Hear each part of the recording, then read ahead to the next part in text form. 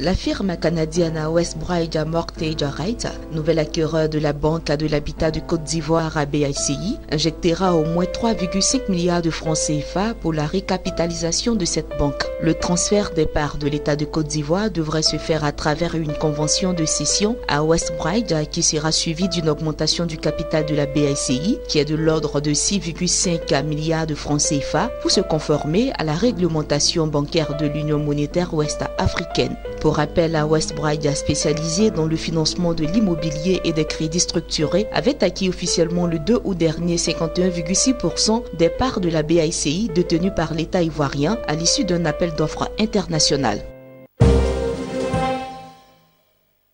Au cours de l'année 2016, le Maroc et la France ont occupé les premières places de l'investissement direct à étranger sur de nouveaux projets en Côte d'Ivoire. Avec un apport de capital estimé à 213 millions de dollars sur 4 projets, le royaume chérifien a été le premier apporteur de fonds, tandis que la France est première en termes de nouveaux projets soutenus et deuxième en termes de capitaux injectés avec 112 millions de dollars. Les autres pays ayant investi sur de nouveaux projets en Côte d'Ivoire durant l'année 2016 sont les États-Unis avec 22 millions de dollars injectés sur 3 projets, le Royaume-Uni avec 17 millions de dollars sur 2 projets et la Chine 16 millions de dollars sur 2 projets. La Côte d'Ivoire a au total bénéficié de 747 millions de capitaux neufs sur des projets qui se sont traduits par la création de 3787 nouveaux emplois.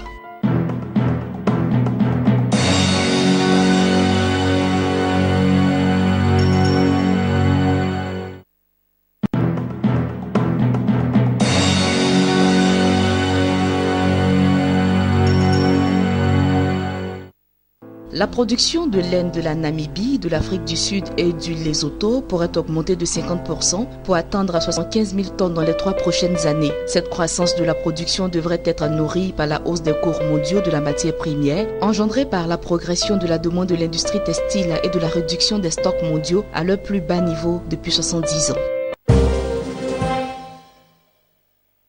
Avec l'appui de la Banque africaine de développement BAD, le Fonds africain pour l'énergie durable a approuvé une subvention de 975 000 dollars, soit plus de 500 millions de francs CFA, pour appuyer le programme CISO pour l'électrification hors réseau à travers la distribution de kits scolaires PEGO à usage domestique. La première phase de ce programme d'électrification rurale vise à participer à l'amélioration des conditions de vie des populations rurales togolaises. Elle devrait favoriser le déploiement de 300 000 unités solaires individuelles sur une période de 5 ans dans les zones rurales éloignées par le biais des technologies de paiement mobile. Aussi, ce programme devrait préparer le terrain à des investissements plus lourds dans le secteur énergétique en milieu rural.